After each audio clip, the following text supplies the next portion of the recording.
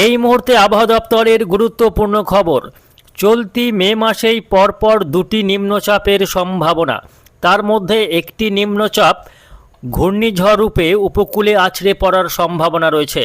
সুপ্রিয় সুধী দর্শক, আজ 11ই মে সোমবার। এই মুহূর্তে আবহাওয়া দপ্তরের লেটেস্ট আপডেট।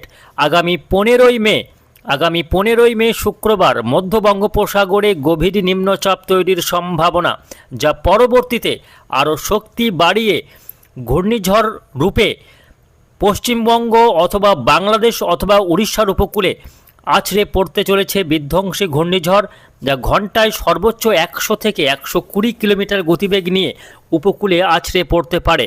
এবং যে সমস্ত এলাকায় এই ঘূর্ণিঝড় আছড়ে পড়বে সেখানে ব্যাপক ক্ষয়ক্ষতির আশঙ্কা থাকছে।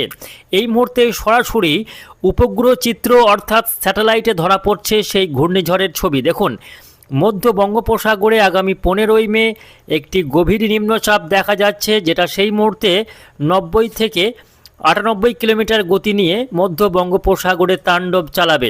শুধু তাই নয়, এর পরবর্তীতে আগামী 22 থেকে 25 তারিখের মধ্যে আবারও একটি নিম্নচাপ তৈরি হতে পারে উত্তর আন্দামান সাগরে, যা পরবর্তীতে আবারও একটি নিম্নচাপ তৈরি হয়ে উপকূলে প্রভাব দেখাতে পারে। এর ফলে দুটি সিস্টেমের ফলে পশ্চিমবঙ্গ, বাংলাদেশ, উড়িষ্যা এই উপকূলীয় এলাকাগুলিতে ব্যাপক বৃষ্টি এবং দমকা ঝোড়ো হাওয়া বইবে।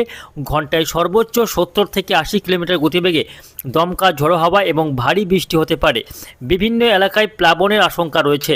সুপ্রিয় সুধী দর্শকবৃন্দ, আসুন দেখে নেব আজকে সোমবার সারাদিন আবহাওয়া কেমন থাকবে। প্রথমে আজকের আবহাওয়ার আপডেটটা জেনে নেব, তারপর আগামী 5 দিনের আবহাওয়ার আপডেট দেখে নেব এবং পরবর্তীতে ঘূর্ণিঝড়ের আপডেট জানিয়ে দেব।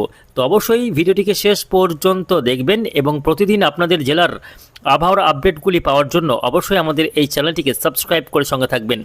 আসুন শুরুতেই আমরা চলে যাব আজকের আপডেটে।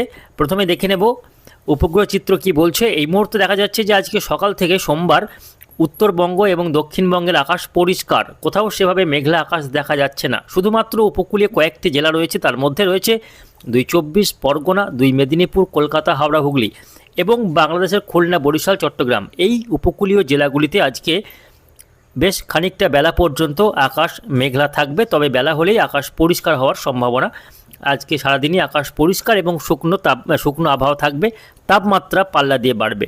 গতকাল থেকেই কিন্তু তাপমাত্রা বাড়তে শুরু করেছে এবং বিগত কয়েকদিন ধরে যে ঝড় বৃষ্টি চলছিল সেই ঝড় বৃষ্টির এবার কিন্তু সম্ভাবনা কমে এসেছে। গতকাল সেভাবে বৃষ্টি হয়নি, আজ